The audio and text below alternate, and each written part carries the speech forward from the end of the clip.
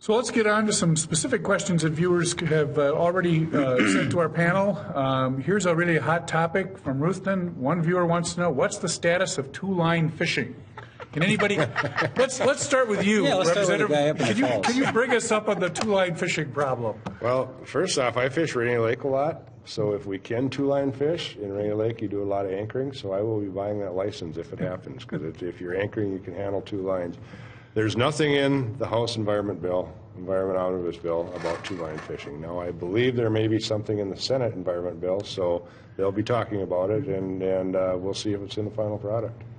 Senator, two-line fishing? There is something in the Senate on that. I know that I have gotten a couple of constituents that have come to me. I'm not really a fisherman. I keep thinking if you have two lines out there, you're going to catch more fish, and maybe we should leave the fish in the lake. But Carrie is probably... Well, I guess I probably would have bet a mortgage payment that this would come up, because it's really,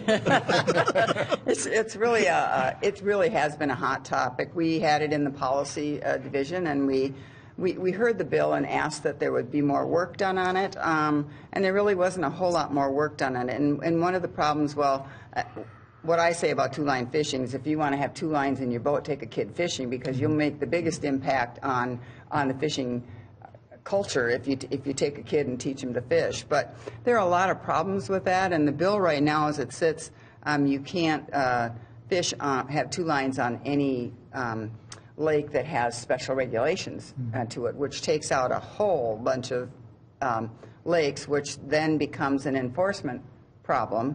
And right now we have a bag limit on walleyes of 6, which we've been trying to lower for a very long time. And so with that bag limit and two-line fishing, I think we do damage to our fisheries. And so I know up in Rainy Lake they want it, and maybe there's a couple places for sturgeon fishing, and there's river fishing. They seem to want it more there.